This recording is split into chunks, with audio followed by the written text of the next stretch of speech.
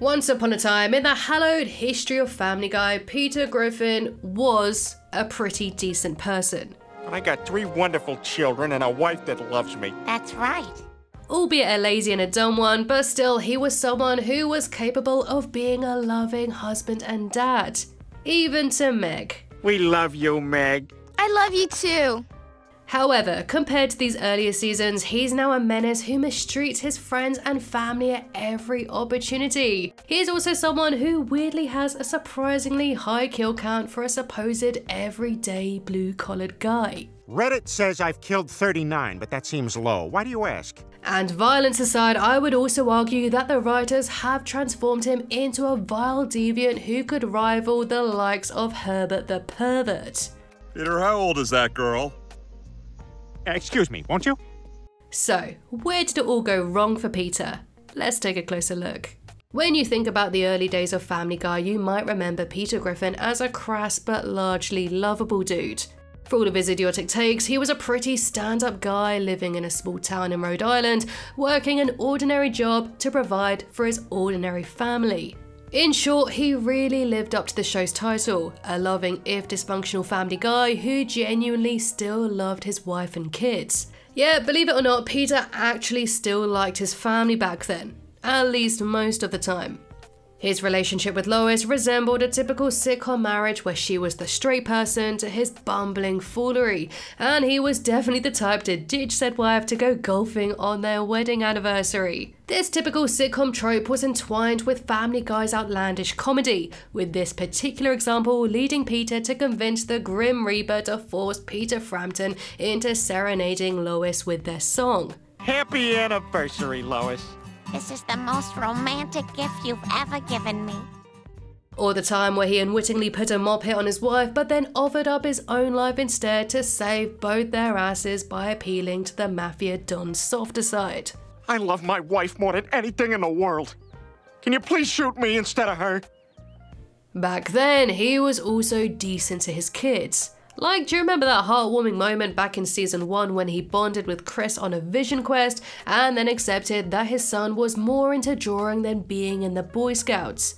I probably don't say this often enough, but I'm really proud of you, Chris. Or that time where he surprised Stewie with a trip to Disney World to apologize for being a bad dad. I love you too, buddy. And even Meg used to get a look in during the earlier seasons with a few sweet father and daughter moments sprinkled in here and there for good measure. She's my only daughter, Lois. She needs to be protected. You could have also described Peter as being a good pal to have in your life back then, the type to defend his 4-legged friend Brian after he was sentenced to a lethal injection. Look, the point is, he's a member of our family first and a dog second.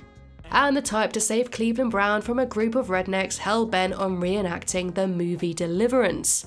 This common decency was extended beyond his nearest and dearest as well, such as when he rallied against his father-in-law Carter in the name of Mexican migrant worker rights. This great land should be everything to you that it is to me. A land where a man is paid a wage he can live on. He also put his own life in danger by saving a man from a burning McBurgertown restaurant, sacrificing his beloved mustache in the process. You saved my life! But unfortunately, as the seasons rolled by, it seems that Peter's nice guy moments are sadly gone and forgotten. Now, let's not get it twisted. Peter has always been a jerk, and it's his irresponsibility that has been a running trait throughout the show's history. But there is a distinct line between being the kind of jackass Peter was during the early days of Family Guy and the heinous psycho he's become. The way that Peter treats his family these days is borderline abusive. In fact, that's probably putting it too lightly. His once loving relationship with Lois has definitely turned sour, and it's become all the more clear what he really thinks of his long-suffering wife. I haven't been attracted to Lois for a year and a half.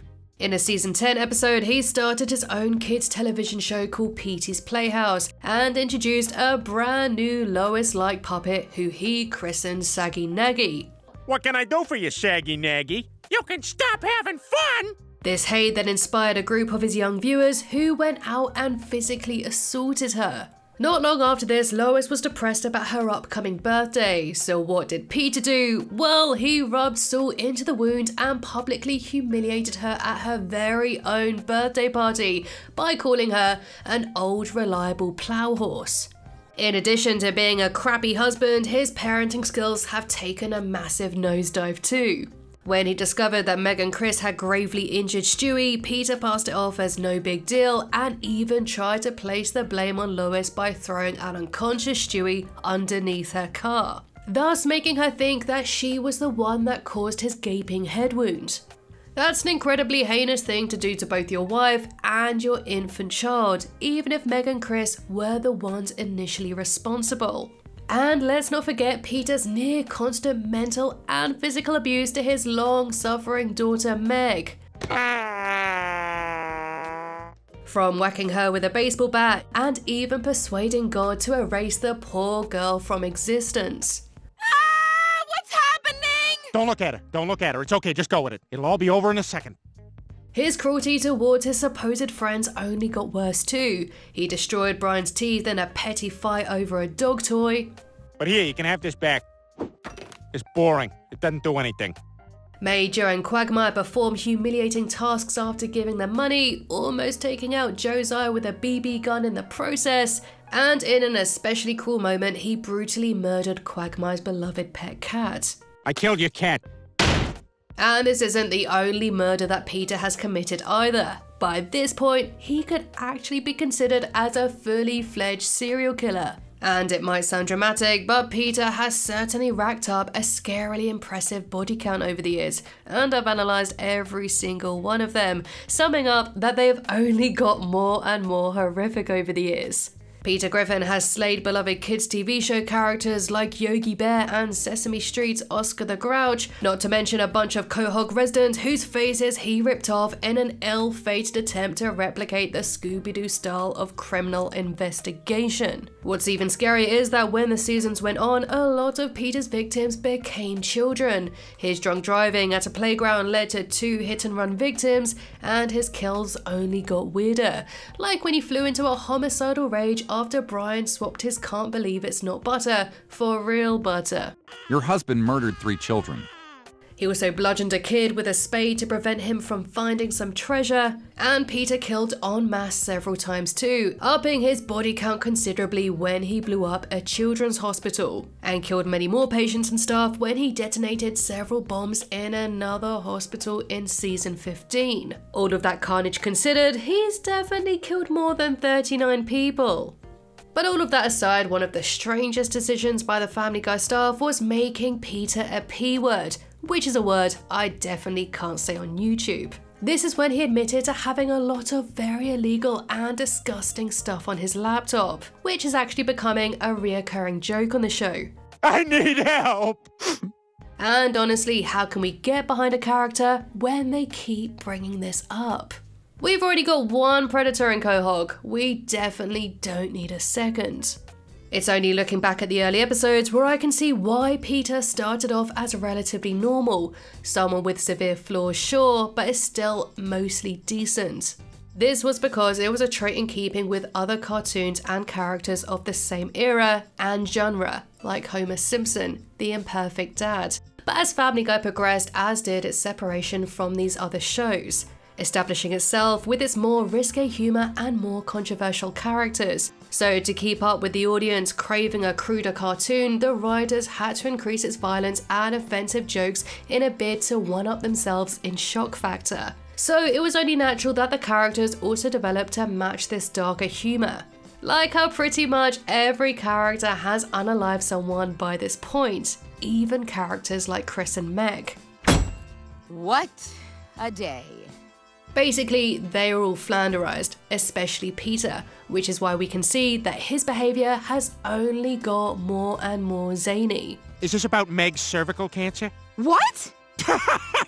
So, with the multitude of heinous crimes that Peter has on his rap sheet, from mass murder to terrorism, it's safe to say that he is indeed Family Guy's darkest downfall. That being said, there may be just a glimmer of hope that the old Peter we knew and loved could return if recent seasons of Family Guy are anything to go by. like reconnecting with his family on a road trip to the last remaining blockbuster in season 21. We also see him rekindling his romance with Lois after deciding to incorporate some creative roleplay in their bedroom life. I love you. I love you too, Lois. Who knows, maybe Peter will get a redemption arc, or maybe he'll just remain the same psychotic maniac that he's been for a while now. Only time will tell, I suppose. But what do you think? Is Peter Griffin Family Guy's darkest and most psychotic character? Let me know in the comments, and stay tuned for more Family Guy videos in the future. Thanks for watching, and I'll see you in the next one.